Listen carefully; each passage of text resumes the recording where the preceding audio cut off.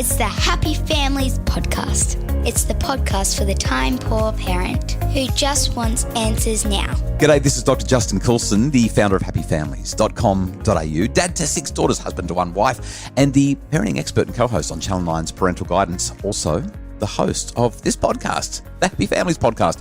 Thank you so much for listening and allowing me into your life to hopefully be useful in making your family happier. Right now, school holidays in Queensland, which means that I'm doing my best to spend as much time in the sunshine with Kylie and the girls as I can. Today's guest is somebody who runs a business called EQ Minds, EQ meaning emotional intelligence, EQ Minds. Her name is Chelsea Pottenger. Chelsea is going to be joining me for the Happy Families Hot Mess Summit, along with Amanda Keller and Ian Kerner, the author of She Comes First. And so tell me about the last time you had sex. Dr. Shafali Sabari, Oprah's parenting expert. Amy Taylor-Kabaz, the author of Mama Rising, the one who helps to empower mums, and Jessica Rowe. There are so many people, world-class lineup and an incredible summit. I'm really, really hoping that you'll join us for the Happy Families Summit. That's coming up. All the details for that are at happyfamilies.com.au. But today, we're having a conversation about emotional intelligence. Well, actually, no, that's what we're talking about with Chelsea Pottenger during the Hot Mess Summit.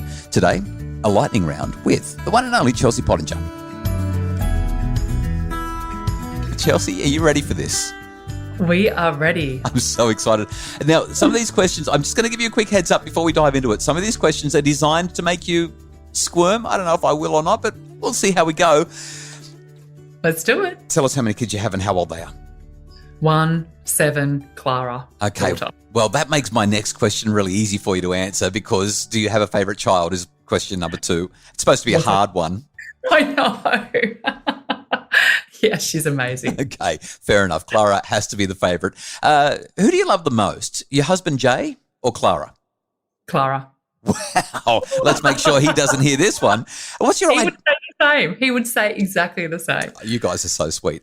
Now, I know that because of your postnatal depression and the hospitalisation that occurred and the extraordinary trauma that you experienced through that, this might be a bit of a sensitive question. Nevertheless, I love to ask it and find out from you. What's your ideal number of kids?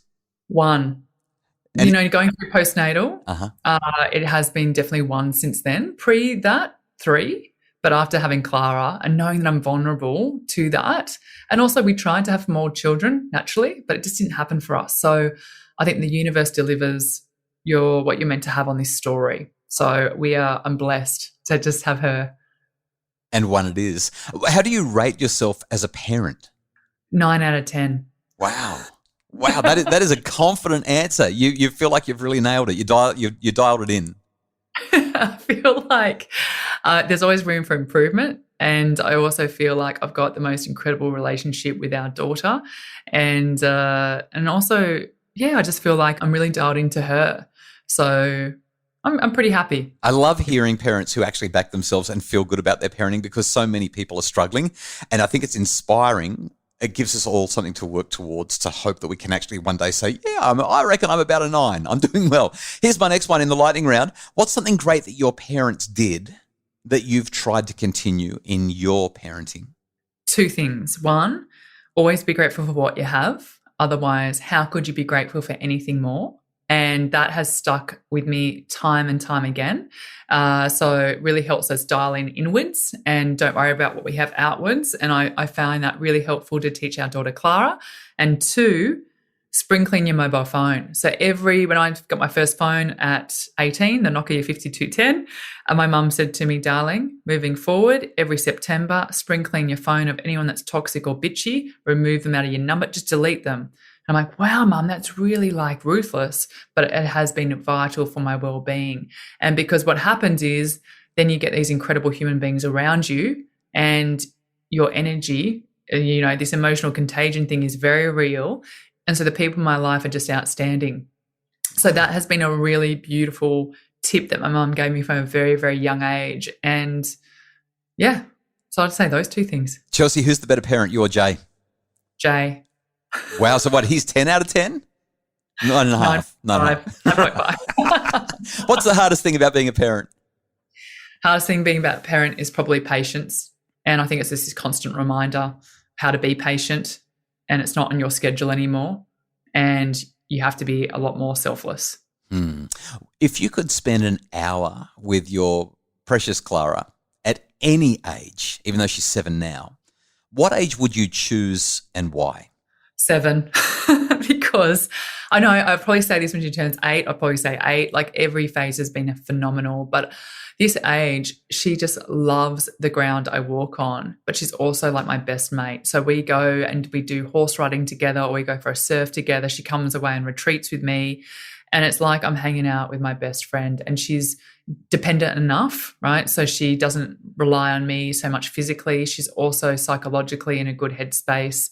So I think this is the dream age at the moment, to be honest. And this dovetails, but what's the ultimate joy for you as a parent? Ultimate joy for me is just laughter. Clara and I laugh a lot all the time, and her laugh is contagious for me. So that would be that. It's one of my favourite places in the world, right in the middle of a big belly laugh. Okay, this is the most controversial and difficult question that you're going to get in this lightning round. What's the right age for kids to have a mobile phone? Starting high school, I would say. That would be a big thing in terms of also social connection as well with their peers.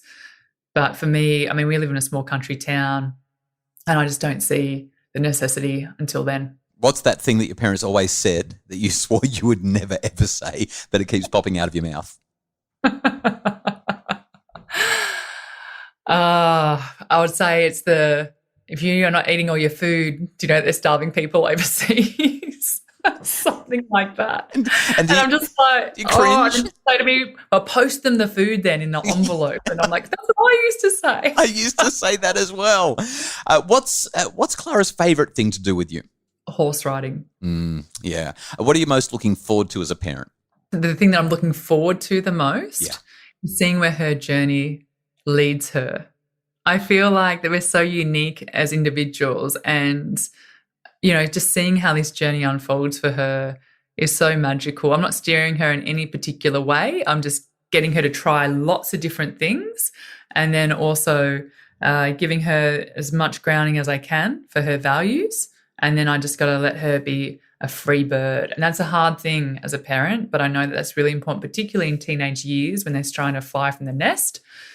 And just, you know, being confident that I've given her the values as best as I can, and for her to make those good decisions as she moves forward. Yeah, the artist Banksy once said the one thing that parents struggle with the most is letting their children be themselves. Second last question, Chelsea. If you could go back to you as a young mum, having one of those really tough moments, being completely inexperienced, what advice would you give yourself? You will get through this, and you're just not there yet. And I think that powerful word "yet" has come up a few times in my life. One, when I didn't make a basketball team, and it was like completely transformational when my coach said, "You're just not good enough yet. However, if you do these few things, you'll get there." And I found that as well when I was in the psychiatric hospital. My psychiatrist said to me, you know, tell me about a time that was hard for you and that you had to face with perseverance and motivation and grit. And my mind went back to that basketball experience, and I shared that with her. And she said to me, if you can get through that, you can get through this. You're just not there yet. However, if we get you on the right medication, we get you the right tools in psychology, we get you to start meditating, you look after your gut health, you will recover. And so I think that is so, so powerful in terms of, that question. The power of yet is just phenomenal. Love that word. Last question. Let's celebrate your biggest win as a mum.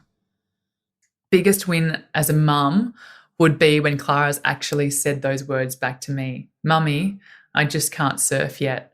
However, if you pay for my surfing lessons, I'll be I'll be a champion. I'll be a pro by summer. Yeah, I love it. Champion negotiator. You know what I love about that though is every time I ask this question of anyone in a lightning round, the stuff that they talk about, the big wins, are such tiny little things.